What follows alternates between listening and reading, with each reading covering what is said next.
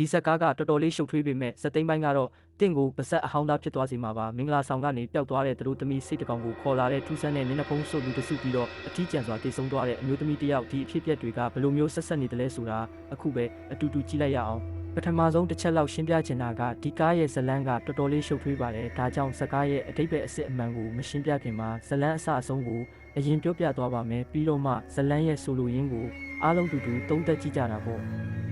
ဇလန်းက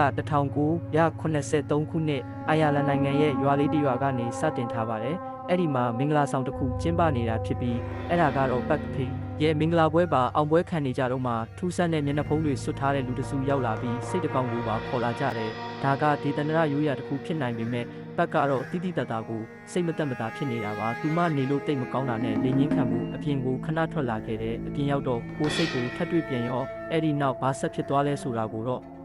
ပြမသွားပါဘူးတော်တော်ကြာတဲ့အထိသူမပြန်မလာတော့တာနဲ့ခင်မုန်းဖြစ်သူကအပြင်ထွက်ရှာပါတယ်ပတ်ကတော့ပျောက်ချင်းမလားပျောက်နေပြီဖြစ်ပြီးမြေကြီးပေါ်မှာတော့သူမရဲ့မင်္ဂလာလက်စွပ်လေးပဲကြံရစ်ခဲ့တယ်သူမဘာဖြစ်သွားလဲဆိုတာကိုဇလန်းမှာအခုထိရှင်းမပြသေးပဲစက်သိမ်းပိုင်းကြမှာပဲအဖြေထုတ်ပေးထားတာပါအဲ့ဒီနောက်မှာတော့ဇလန်းကလက်ရှိပြစ္ဆုတ်ပံကာလကိုကူးသွားပါတယ်အမျိုးသမီးတစ်ယောက်သူမရဲ့တိုက်ခန်းထဲမှာတယောက်တည်းရှိနေတာကိုတွေ့ရမယ်သူမကအိုင်ယာလန်တချင်းတစ်ပုတ်ကိုတိုးတိုးလေးကြီးဆိုနေတတ်တယ်လို့ခြေထောက်တစ်ဖက်ကလည်းပုံမှန်မဟုတ်တာကြောင့်တိတိတတ်တာထောနဲ့လမ်းလျှောက်ရပါတယ်နောက်ခံကနေကလေးငိုတန်တဲ့လေးကြားနေရပေမဲ့ဘယ်နေရာမှာမှကလေးကိုတော့မတွေ့ရဘူးဒီအတန်ကတကယ်လားစိတ်ကူးရင်လားဆိုတာဝေခွဲမရနိုင်ပါဘူး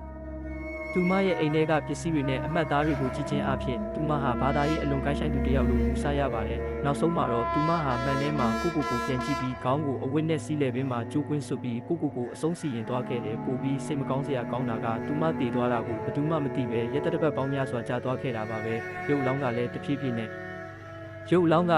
ပုတ်ပွားလာပြီးကျိုးကလည်းအချိန်ကြာလာတာနဲ့အမျှမခိုင်တော့ပဲပြတ်ကျသွားခဲ့တယ်။သူမဟာလုံးဝကိုအထီးကျန်စွာတည်ဆုံသွားခဲ့တာပါ။အချိန်တော်တော်ကြာမှပဲအာနာပိုင်တွေရောက်လာပြီးတိုက်ခန်းထဲကနေသူမရဲ့ရုပ်လောင်းကိုတဲထုတ်သွားကြပါတယ်။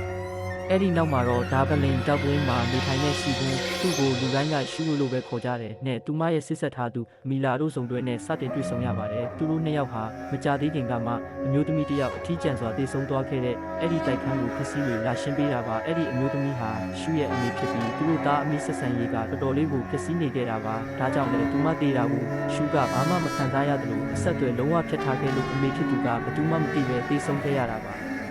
ဒီလိုဘာကြောင့်နာကြီးနေရလဲဆိုတဲ့အကြောင်းရင်းကိုတော့နောက်မှသိရမှာပါပစ္စည်းတွေရှင်းနေရင်ရှုကသူ့မဖုန်းထဲက message အဟောင်းတွေကိုဖတ်ကြည့်မိပြီးသူတို့ကြားကစိတ်ပိုင်းဆိုင်ရာဝေးကွာမှုကိုပြန်တရိယာနေပါတယ်သူမထိုင်နေတော့ဗီဒီယိုတစ်ခုကအလိုလိုဖွင့်လာပြီးယေရှုခရစ်တော်ကိုနဲ့ကြက်ချီနေတင်ကြတာတစ်ခုပေါ်လာတယ်ဒါကသူမကိုစိတ်ကူးမကြည်မလင်ဖြစ်စေပြီးနေလို့မကောင်းတယ်လို့ခံစားလာရစေပါတယ်မီလာကတော့သူမကိုဘေးကနေအားပေးရှာပါတယ်ဒါအပြင်မီလာမှာကိုဝင်ရှိနေပြီဖြစ်ကြောင်းနဲ့ရှုကကျမ်းမာရေးစောင့်ရှောက်မှုပေးတဲ့အလုပ်သမားတဦးအဖြစ်အလုပ်လုပ်နေတာကိုလည်းသိရပါတယ်ရှူကအိုင်ယာလန်နိုင်ငံရဲ့ဝေးလံခေါင်တီတဲ့ရွာလေးတစ်ရွာမှာအလုပ်ရထားပါတယ်မီလာကအဲ့ဒီကိုသွားဖို့သဘောမတူပေမဲ့ပတ်စံလိုနေတာကြောင့်သွားဖို့ပဲဆုံးဖြတ်လိုက်ကြပြီးမီလာကရှူကိုကားဂိတ်ထိလိုက်ပို့ပေးပါတယ်ရှူကလူတူပြင်းဝေးတဲ့ရွာလေးကိုရောက်သွားတဲ့အခါလမ်းမေးကြည့်တော့ဒေသခံအဖိုးတယောက်ကအိုင်ယာလန်ဘာသာစကားနဲ့ဒီကနေထွက်သွားပါလို့သတိပေးပါတယ်ရှူကအိုင်ယာလန်စကားနားလဲတာကြောင့်အဲ့ဒီသတိပေးချက်ကိုကြားလိုက်ရပေမဲ့အဖိုးအိုကနောက်ဆုံးတော့လမ်းညွှန်ပေးလိုက်ပါတယ်သူမကအဖွားအိုတယောက်ကိုပြုစုစောင့်ရှောက်ဖို့ရောက်လာတာဖြစ်ပြီးဒါကပဲသူမအတွက်စိတ်မသက်မသာဖြစ်စရာကောင်းတဲ့အစပြုခြင်းပါပဲ